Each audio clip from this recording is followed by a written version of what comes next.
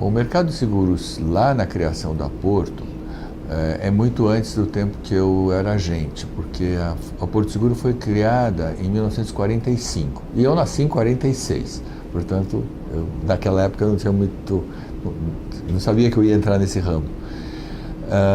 Mas que eu me lembre, né, era um mercado muito incipiente, até pelo menos que meu pai me contava, era controlado até pelas companhias estrangeiras, mais do que pelas nacionais. Para falar um pouco da história da Porto Seguro, depois da compra do controle pelo meu pai, que se deu só em 72, isto é, de 1945 até 1972, ela pertenceu a outras pessoas. Meu pai começou a trabalhar na Generali, que na época era uma das, não sei se era maior, mas era muito importante, a Generali de Seguros, na década de 30. E ele deixou a Generali quando ela fechou, por causa da guerra, pelo fato de ser uma companhia italiana. A história que eu sei é que ela foi fechada e daí ele foi procurar emprego em outra companhia, trabalhou numa tal de Equitativa, que parece que era uma companhia estatal, e depois eu não sei também quando ele foi para Boa Vista de Seguros. E lá ele ficou até 1972. O mercado de seguros do meu início de trabalho, quer dizer, já é um mercado em que eu ouvi de garoto. Meu pai era uma pessoa que conversava muito em casa, então eu sei muito da história do seguro da década de 60, quando eu era mais gente. Então, na década de 60 era um mercado ainda muito frágil, porque as companhias dependiam da cobrança dos prêmios pelos corretores de seguros, havia inflação. Então, eu lembro dos comentários do meu pai, especialmente no seguro de acidente do trabalho, onde a Boa Vista era uma companhia bastante importante. Ele dizia que eles viviam fazendo acertos de pagamento de prêmio com sinistros, porque os corretores só vinham pagar os prêmios na hora dos acertos dos sinistros. A cobrança bancária veio para o mercado, acho que em 1967, foi a partir da Revolução, né, de 64. E aí foi que o mercado ficou organizado, porque passou-se a ter a cobrança bancária, começou-se a se estruturar, as seguradoras começaram a ficar mais fortes. Lá no passado, a Porto Seguro foi criada por uma equipe que estava formando o Bradesco. O banco Bradesco era formado pelo mesmo time que formou a Porto Seguro. Então eu não sei, talvez eles queriam justamente criar um conglomerado como acabaram criando. Mas lá na década de 40, eu não sei o que os motivou. A Porto Seguro moderna, que é pós a compra do meu pai em 72, eu tenho uma história, que é a de que meu pai, que foi sempre um executivo, foi sempre estimulado pelos corretores de que, porque ele era um líder do mercado de São Paulo, ele fez carreira lá, ele começou como inspetor de risco na Generali e acabou chegando a diretor superintendente da Boa Vista, em São Paulo. E os corretores o estimulavam muito a fazer uma companhia profissional, ligada aos corretores. Então, essa foi a motivação do meu pai. Então, e lógico que depois tinha um filho dele, que era eu, estimulando também. Quer dizer, por que não fazermos uma companhia focada no seguro de automóvel, que na época ninguém queria. E eu achava o máximo, não sabia os problemas que ia dar. Olha, dos principais legados que o Abrão Garfinkel deixou foi a ousadia. Primeiro, a ousadia pessoal de arriscar tudo o que tinha pelo sonho de ter uma companhia de seguros. Aliás, era um sonho mais de ser presidente de uma companhia de seguros do que ter uma companhia de seguros. É incrível isso. Se alguém tivesse nomeado ele como presidente, acho que não teriam arranjado esse concorrente desagradável que se chama Porto Seguro. E o legado foi uma profissionalização realmente do negócio e uma aproximação muito forte com os corretores. Então, era uma visão de proximidade tão grande que ele queria que os corretores fossem sócios da companhia. e alguns até chegaram a ser sócios. E a ousadia de também buscar atender o consumidor de qualquer forma. Eu lembro de uma frase dele, que ele dizia assim, olha, a gente aceita qualquer risco, desde que seja bem tarifado. Então, até seguro de caixa d'água, ele usava muito, né, pegando fogo, você aceita, porque tem algum preço. Então, essa visão comercial também ele tinha. Ele era técnico, mas tinha uma visão comercial muito grande. E foi isso que levou a companhia, pra vocês terem uma ideia, de 72, quando ele comprou a companhia, ela era a 44ª companhia do mercado, com graves dificuldades. E ele comprou sem dinheiro, não tinha dinheiro. Ele comprou com a expectativa do recurso que ela ia gerar. E ela gerou recurso para se pagar e para ficar relativamente sólida na 10ª posição do mercado. Em 6 anos, quando ele faleceu, ela já era a 10ª do mercado. E isso foi graças a essa proximidade com os corretores, essa visão comercial. A expansão do seguro de automóvel no mercado começou como uma certa substituição ao seguro de acidentes do trabalho. Eu lembro do meu pai, nós ouvindo a Voz do Brasil, preocupados, quando é que ia sair a estatização do seguro de acidente do trabalho, que era, e foi, um baque tremendo para as companhias, especialmente eram as nacionais, que operavam com o seguro de acidente do trabalho. Então, fortemente, era a fonte de arrecadação das seguradoras. Isso foi final dos anos 60. Então, na década de 70, as seguradoras tinham que recorrer a outros ramos para manter o faturamento. Por sorte, por coincidência, o automóvel estava se desenvolvendo no Brasil.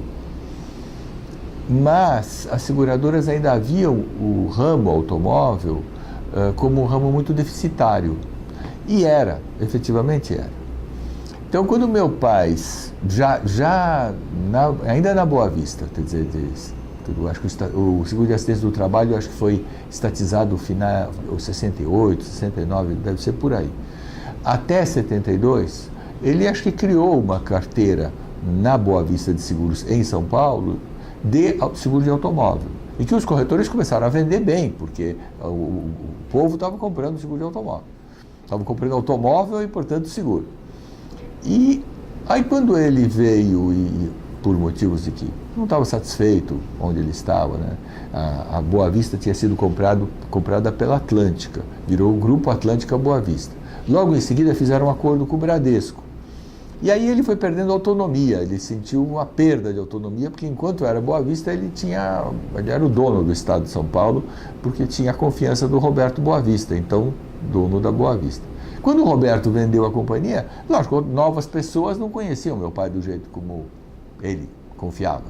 E ele começou a perder a autonomia. E foi realmente o fato gerador de ele estar insatisfeito e ir atrás do sonho de ser presidente de uma companhia. E fazer a aventura de comprar aquela pobrezinha da Porto Seguro.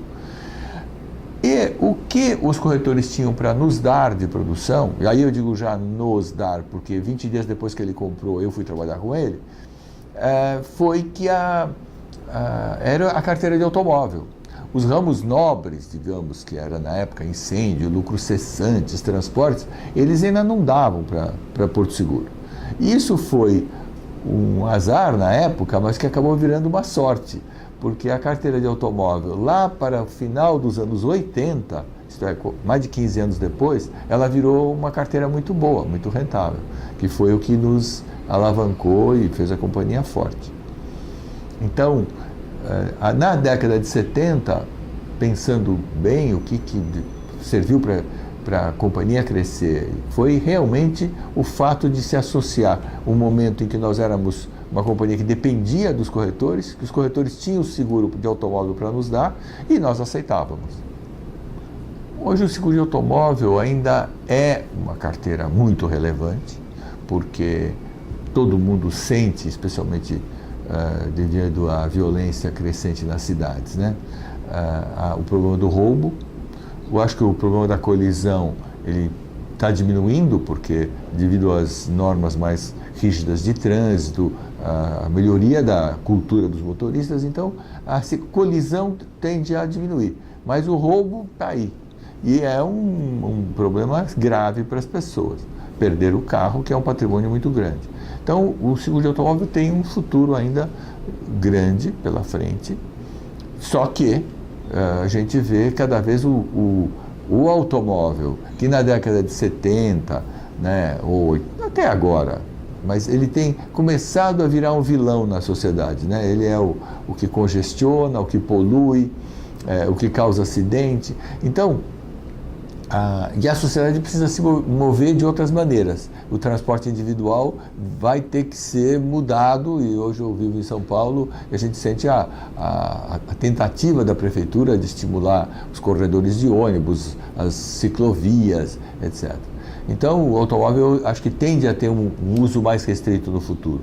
E com isso, o seguro de automóvel ou vai perder, eu acho que vai perder volume de faturamento porque vai ficar mais barato. Então, ele vai deixar de ser tão importante no mercado, creio eu, em volume de faturamento. Não em quantidade de itens segurados, porque acho que vai continuar havendo o risco e o bem automóvel é um bem valioso. A gente sempre esteve envolvido em desenvolver a cultura do seguro, especialmente no desenvolvimento de novos corretores de seguros. Então, a Porto Seguro sempre se envolveu com a Funenseg, no sentido de proporcionar cursos para os corretores e para novos funcionários e nosso pessoal, no sentido de manter o pessoal certificado, o desenvolvimento da cultura do seguro, que combina com também uma preocupação nossa com o desenvolvimento da educação no Brasil. Então, desde 91, nós temos um trabalho de educação na comunidade Paraisópolis, que hoje até é novela, né, virou novela. Nós temos ali escolas em parceria com o Estado, temos escolas próprias para a formação de crianças em pré-escola, ensino médio, no sentido de desenvolver também, e também profissionalizante. Nós criamos lá um mecanismo de profissionalização em profissões nas quais a Porto Seguro precisa. Então, nós temos esse impulso de que não basta você educar, você tem que empregar, né, para a pessoa usar as suas habilidades. Então, hoje nós temos curso de linha branca, mecânica, etc. E quando a pessoa se forma, a gente já oferece emprego para eles. Então, tanto na cultura do seguro, quanto na cultura da prestação de serviço, também, que é um fato que eu acho que o mercado mudou nessas 4 décadas em que eu estou nele, ele deixou de ser apenas segurador, isto é, olhando o risco, como também prestador de serviço. Então, nós passamos, de repente, a ser encanadores, eletricistas, penduradores de quadro e etc. Bom, durante 4 décadas, muita coisa cresceu, como o Brasil cresceu, né? Então, assim, de memória, das coisas que eu me lembro, a gente percebeu o crescimento do seguro rural, que ainda é incipiente no Brasil, mas já vem crescendo. O seguro de fiança, o fiança locatícia, no nosso caso, a gente se dedicou bastante, viramos líderes nesse seguro. Os seguros de engenharia, as carteiras ditas ramos nobres, de quando eu entrei, a primeira coisa que eu fiz em seguro foi, eu entrei numa companhia chamada Induseg, que pertencia ao Banco Comércio e Indústria do Estado de São Paulo. E o meu chefe, que era o superintendente da seguradora, que era o Paulo Gavião Gonzaga, ele tinha a ideia, ele foi inovador no sentido de que ele queria trazer universitários, né, formados, para melhorar o nível dos gerentes das seguradoras. E eu fui um dos que, como os 3 contratados pela Induseg, que era uma pequena companhia, estava começando naquela época, em 1971. Isso é um ano antes de meu pai comprar a Porto Seguro. E foi aí que eu fiquei só um ano na Induseg. Mas nós tínhamos, naquele tempo, a primeira coisa que o meu chefe me deu, ele falou, agora você fica 3 meses estudando as tarifas. Então ficamos estudando tarifa de incêndio, tarifa de lucros cessantes, durante maravilhosos 3 meses só. Ficava estudando e tomando cafezinho na sala de reunião da diretoria da Induseg.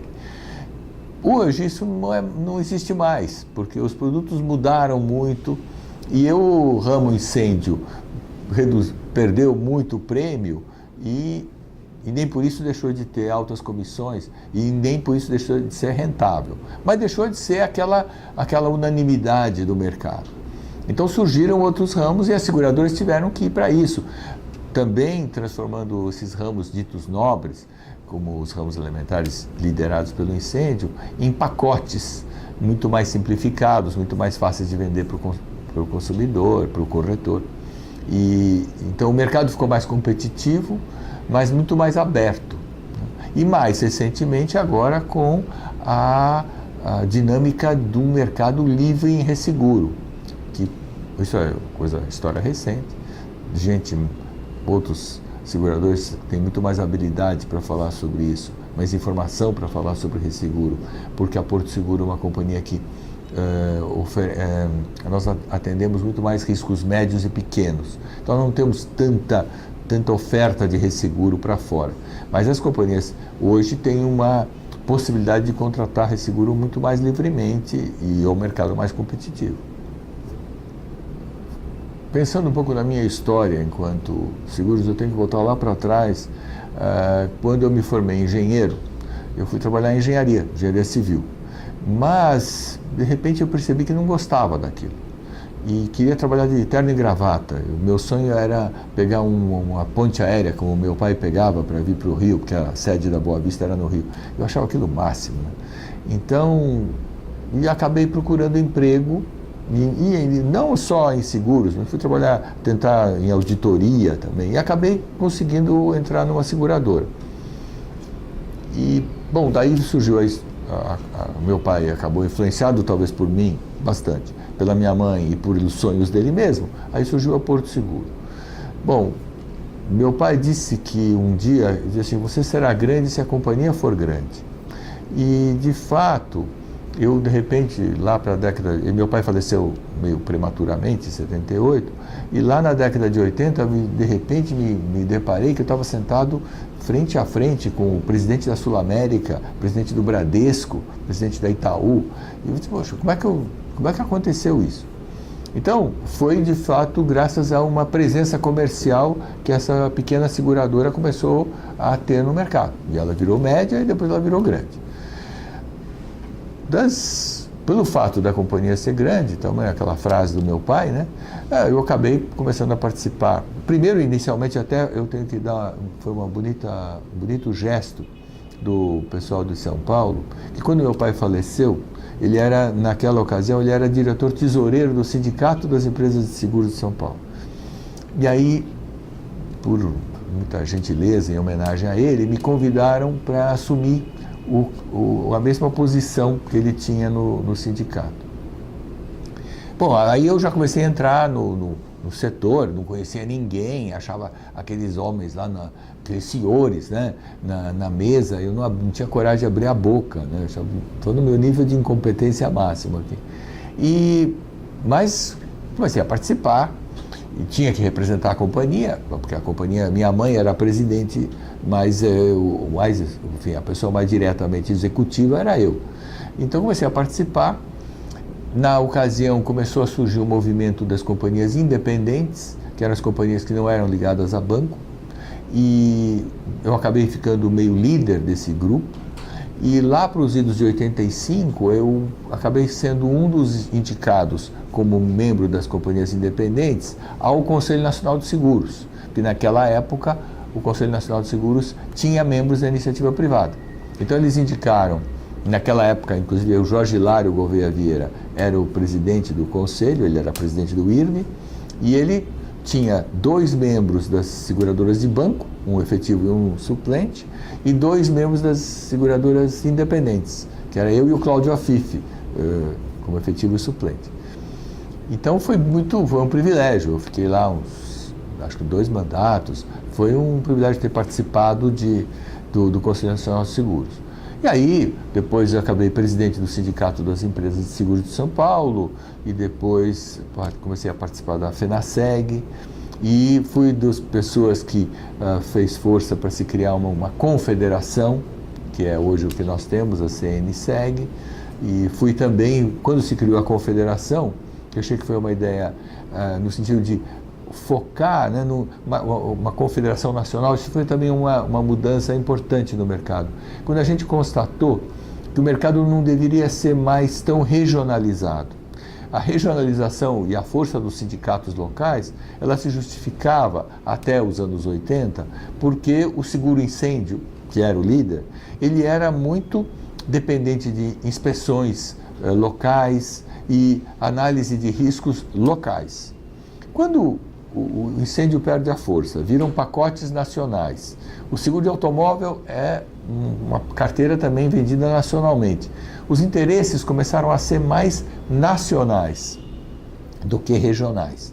Então, isso resultou que no começo dos anos 2000, já começou o movimento de dizer por que nós não temos uma confederação forte e federações especializadas em ramos elementares, vida, previdência, saúde e capitalização, porque nós teríamos mais foco em cada um desses temas.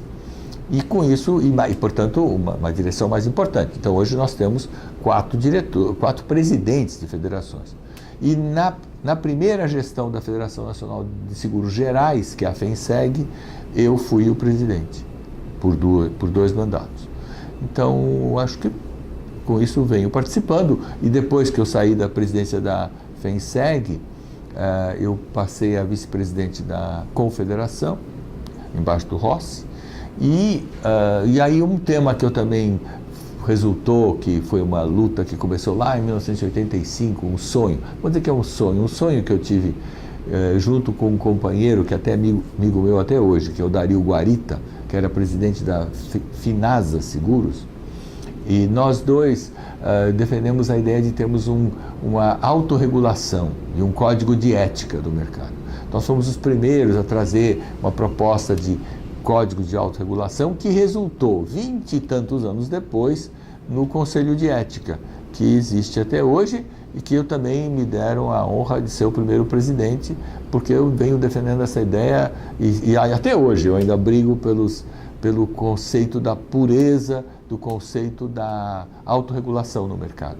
Não em substituição à superintendência de seguro privado, mas no sentido de uma instância de controle sobre o mercado feita pelos próprios seguradores, que eu acho que é uma coisa sadia e que eu acho que ainda tem muito a se desenvolver.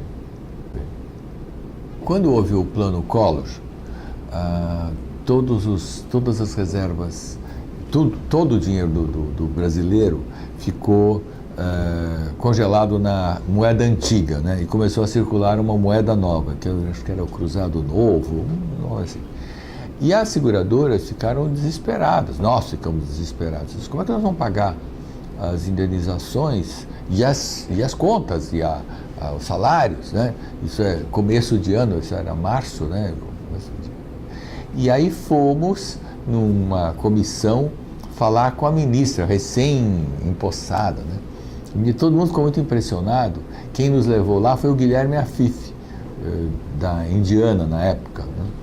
E o Guilherme Afif, que era o político do mercado, ainda é até hoje, e ele então liderou essa visita em que estava o presidente da Bradesco, o presidente da FENASEG, que era o Rubens Dias, o Rony Lírio, da Sul América, eu acho que, não sei se era o Eduardo Viana ou o Ararino Salum, que era o presidente da Bradesco, e eu acho que não tem mais ninguém. Aí, nós ficamos impressionados que ela marcou, 9 horas da manhã no gabinete dela, e pontualmente às 9 da manhã abre a porta e ela entra, uma mocinha, né, novinha, assim, bem frágil, né, eu lembro da camisa de seda branca, tal. E ela pegou e falou para aqueles seguradores, expusemos a nossa angústia para ela, não vamos ter dinheiro para pagar a indenização. Ela, com uma lógica, ela disse, não, vocês vão começar a receber os novos prêmios que vocês vão receber, vocês vão receber na moeda nova. Nós não contávamos, como achamos, será que a economia vai rodar? Esse era o nosso... Não, mas vai rodar. Lógico, ela era ministra, ela tinha que acreditar nisso. Vocês vão começar a receber o dinheiro na moeda nova e aí vocês não vão usar as reservas estão congeladas, é verdade, mas vocês vão pagar os sinistros com o dinheiro novo. E não é que funcionou? Então, ela até tinha razão. O problema do plano Collor é que depois não deu certo por alguns vazamentos, mas talvez se tivesse sido rigidamente controlado, talvez teria sido já em 1990, né? Já teria dado certo. Mas, então foi uma ocasião histórica, né? Ter ido lá falar com a Zélia. Eu acredito que o seguro, com